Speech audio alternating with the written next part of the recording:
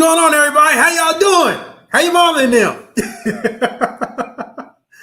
As you can see, it is a very exciting edition of the Chris Stevens Writes YouTube show that you are watching on a Monday morning. Welcome to this channel. If you're new to the channel, my name is Chris Stevens. I'm a writer, a journalist, novelist, music lover, as we're going to discuss in this episode, car nerd, cultural critic of amateur status, and a lot more that you have probably found your way through this channel through those means. So welcome aboard. And for all of you returning folks and lurkers, I welcome you back as well. Don't forget to subscribe, tap the notification bell so you can be notified of all the new content that drops on this particular channel / podcast.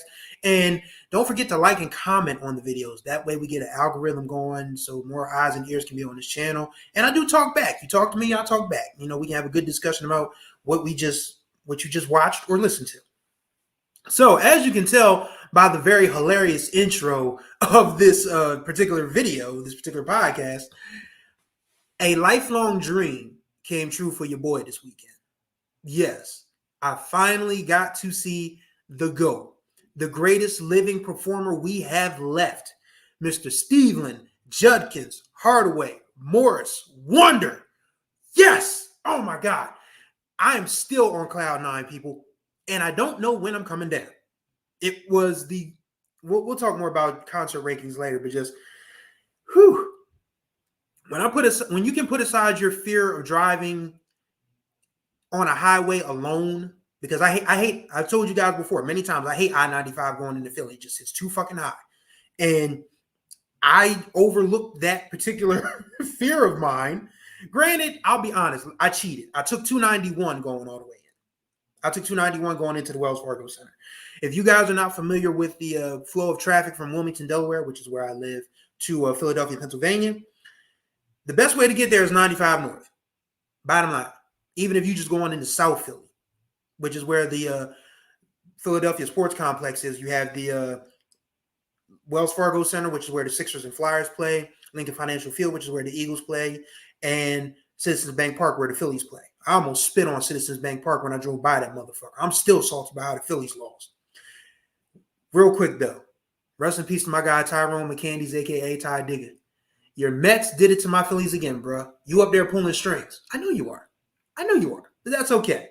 We miss you down here, bro. Sleep heavily. Okay, so get to the Wells Fargo Center.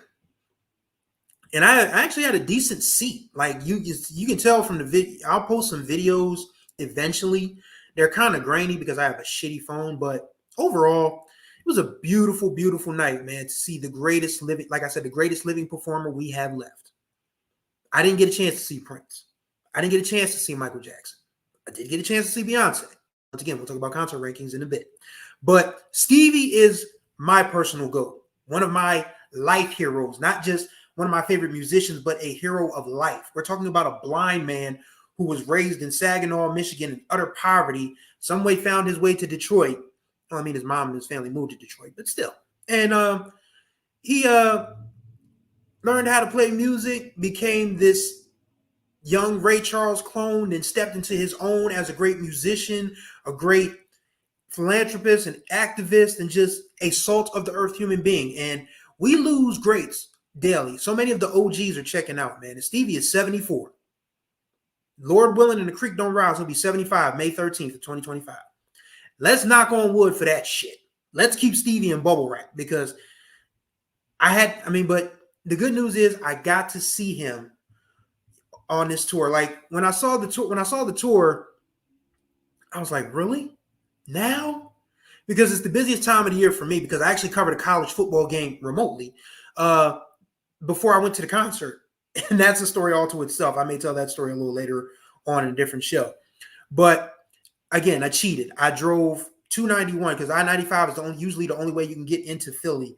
But I took 291 all the way through Chester, Marcus, Hook, Essington, on and on and on it goes until I got to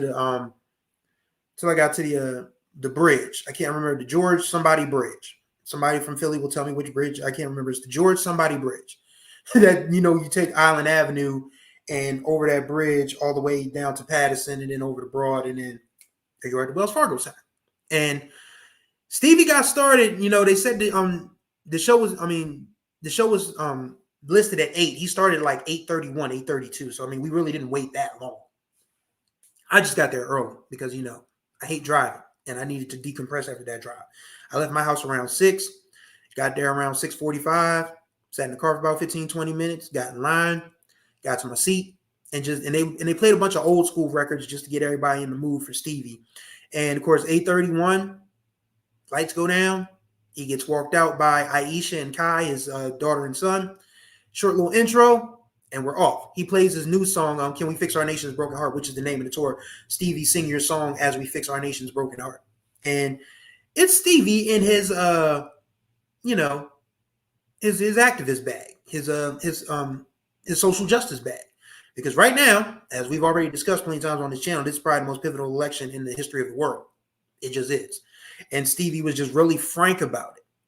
And I'll talk more about that in a minute. But he played that song, and then he went into a lot of the great stuff. He went into For Once in My Life, which, of course, was originally done by Tony Bennett. He did My Sherry Amore. But he did do Higher Ground, which, as you can tell by this intro, was all that your boy – well, it wasn't all that I came to see, but it was what I was dying to hear live. It's my favorite song of all time. And I joked about it like when my mom said when her funeral time comes, she wants Golden Time of Day by Maze feature Frankie Beverly played, Arrow Service. For me, when I go, play Higher Ground. It's really that simple. That's how I feel. It's the greatest song I've ever heard. It's the greatest song by my favorite artist. And I flipped out. I absolutely flipped out. And it was just a wonderful, wonderful experience. The entire show was great. I mean, like I said, he did a lot of fun stuff. He dipped into the Philly bag a little bit. He did Betcha by Golly Wow by the Stylistics. He did Ain't No Stopping Us Now by McFadden and Whitehead. Love Train by the OJs. Of course, the OJs are from Cleveland, but their best work was on Philadelphia International. And it was just a great, great night all around. I mean, every song, so many songs that you don't forget that Stevie has hits, but they just bring you back to a time when he was at the top of the mountain, in his prime. And it's not to say that he's never stopped being a top performer, because I mean that show last night Saturday night was absolutely incredible. Everything about it was great.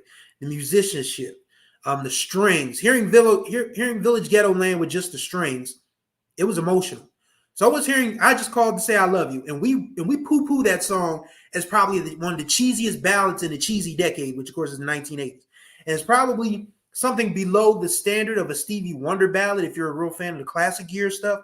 But people still love it. I just called to say I love you. I mean, there were people dancing in the aisles, and the cameras would pan to these crowds, these couples that were dancing, holding hands, swaying shoulders. And it was like, wow, those people are really in love. Must be nice. But it was just a beautiful night, man. Completely beautiful night. Something that I will never forget. And like I said, when you announced the tour, I was like, really? Can I pull this off?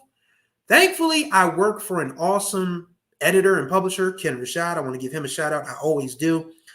And neither he or Kendrick Marshall, our senior editor over at HBCU Sports, blinked when I said I bought a ticket to go see Stevie Wonder. It was like, enjoy. And damn it, I did. I mean, it was a wonderful, wonderful night. I think I just can't get over the fact that it finally happened, because I've been wanting to see Stevie Wonder all of my life, basically. And through either extenuating circumstances, job struggles, different, things that need to be taken care of financially, whether it be a car or a bill or this, that, and the other. The old, if it ain't one thing, it's another. Shouts out to Frankie, may he rest in peace. But I didn't care this time. Like, I think I finally understood the fact of, if you can make it happen, make it happen. If it's something you want to do it, because life experiences don't come along every day. It was like I said, when my mom found out that Frankie was going to be, retiring after this last little tour, she was like, well, I don't know if I can do it this time. I mean, but I've seen him enough. And I said, oh, no, you haven't. We are going. And I literally, it wasn't anything really big, because, I'd already had enough in the bank saved up for at least a car to get around it.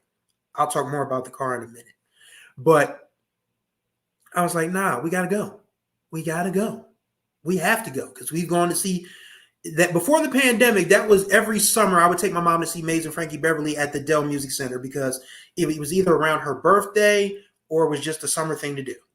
Either one of the two. But either way, for like 3 or 4 years prior, actually 4 or 5 years prior to the pandemic, we would go see Frankie at the Dell. And we haven't had a chance since the pandemic. And then, of course, he announced this was his last tour. And I was like, nah, we going. We are going. And we did. And I'm glad we did because, of course, we lost him a couple months later. I felt like this was my chance to see the greatest living performer ever, greatest musician ever. And I love Prince. God knows I do. And I know I'm going to catch a lot of flack for that. But Stevie Wonder is just him, as the kids say. He's him. That's the bottom line. He is that guy. He is that performer. He is the legend of all legends. And the tickets weren't that damn expensive, honestly. I mean, I'm not going to tell you how much I paid for them because that's really none of your business, but it wasn't that much. And I was only going by myself, so it wasn't like I had to buy for two. I made that mistake with Beyonce. I thought I would have a date for the Renaissance tour. Shit. Okay. That didn't work. So I was one extra ticket that I did not need. So I knew that I was going solo to see Stevie. So it was like, it didn't cost me that much. But again, wonderful show. A lot of great musicianship. The strings, like I said, hearing Village Ghetto Land with just the strings was just a moving experience. Nate Watts, who's been with Stevie forever, as his music director, is still a monster on that bass. The percussionists were dope. His background singers, his vocalists, of course, led by his daughter Aisha, were wonderful. He also introduced a special guest, too, Shalay McDonald, who was with him on the Songs in the Key of Life tour. She did a really nice rendition of Carole King's You Got a Friend at the piano. She did one of her own songs called It's Coming Soon. No, that's literally the title of the song, It's Coming Soon. It sounds like a 2024 version of Sam Cooke's The Change Is Gonna Come. It was a really nice song. And she can sing, too. So I'm definitely going to be looking out for more Shalay McDonald as the, as time progresses. But yes, wonderful show. Just everything about it was great. 20,000 people, black, white, Latino, Asian, gay, straight, black, male, short, tall, skinny, fat, kids. It was a show for everybody. And everybody had a damn good time. And that's what Stevie does. He brings people together. And there were some funny outtakes from that show because Stevie would stop a song and say, I messed up. I should be fired. Because he's joking. He knows he's messed up, but he's a perfectionist in a way that he wants to give the crowd its money's worth. And that's what he did. When he was introducing Village Ghetto Land, he was talking about how his mom tried to make sure him and his siblings were okay. And he tried to stay out of trouble because he got tired of being like, little blind boy. And then Stevie said, well, that's because I used to beat a lot of ass back then. And we were like, what? Stevie Wonder throwing hands as a kid? Unbelievable. But, he would just joke like that throughout the whole show. And then when he got serious at the end, because he was like, it's fucked up what happened, but it doesn't have to stay that way. When everybody was like, wow, Stevie cussed. Whew. We were all laughing at the whole, I used to whoop kids' ass when I was a kid thing. But, he literally said, fucked up, when in referencing the current political condition of the world. He was just like, whoo, but he means business. And Stevie, pardon the pun, has seen everything. So, he means business. But yes, the time of my life. And I went along and I didn't feel lonely. I didn't feel like I was missing anything. I was in the moment. I was enjoying the music. I was a few hundred feet away from my personal goal. And it was a beautiful experience. Like, okay, concert ranking time for Chris Stevens. Are you ready? Here we go. It's not going to be very high because I haven't gone to many shows, but most of the shows I've been to have been pretty doggone memorable, to be honest with you. This show is number one. Seeing Stevie Wonder, just the feeling of seeing Stevie Wonder was good enough. But the fact that he's still on top of his game at 74 years old is just special in itself. Number two, Renaissance tour. Seeing Beyonce for the first time and being kind of like an outsider, but still feeling welcomed in that space. That was an album for women and LGBTQ folks. And I'm a straight black dude wearing a Phillies t-shirt, basketball shorts, and some New Balances. But we all had a vibe in there. It was a great time. Number three, the first time I took mom to see Frankie. And this is when Frankie still had his voice. This was 2014. So those are my top three. I guess the honorable mentions would be when I went to go see the Internet when they were doing the Ego Death tour at the Troc in Chinatown in Philly, which of course is about to be torn down for the Sixers' new building. Yikes. What else? I think there was another Frankie concert where Dougie Fresh was the opener, and Dougie absolutely killed it. Who else? The Delaware State Homecoming Concert of 2001. Yeah, the Beanie Siegel Jada Kiss era. And it's funny now to see that clip of Beans and Kiss, slanging food on Beans' food truck. Like those two we literally thought this was going to be the next Tupac and Biggie situation, but those two grown men have hashed it out and they are selling food together and they are having a blast doing it, which is great. Yay for growth. But yeah, I think those are probably my top 5. But yeah, seeing Stevie Wonder for the first time in my life and just making a life memory for myself. And again, this is something that everybody should do if you have the chance. No, you can't take things with you when you die. That includes money, that includes your car, that includes your house, that includes the clothes you got on your back. If there's a memory that you can have with you when you finally close your eyes for the final time, do it. And that's what I was able to do to go see Stevie. I had to go see Stevie because who knows when he's going to be on tour again. And these are things that you just can't simply pass up for the sake of passing up. You can't do it. You got to go. And thankfully for me, I was able to make it happen. As you can tell, I am just very much ecstatic, over the moon, cloud 9, whatever the hell you want to call it. I'm blessed, man. And like I said on all my social media platforms, said on Facebook, said it on Twitter, said it on Instagram, 2024 don't owe me not another thing because I've seen Stevie Wonder in concert. That is the highlight of my year. That's the highlight of the last few years. And it's going to be something that I carry with me moving forward because it was just that level of experience, basically. That's basically what it boils down to. Just had a great time. And if you can go see Stevie on this tour, I don't know if there are any tickets left because, I mean, the Philly show was sold out, and that's a 20,000 seat building. So if there are some tickets left for Stevie Wonder, go make it happen. You'll be glad you did. I know I am.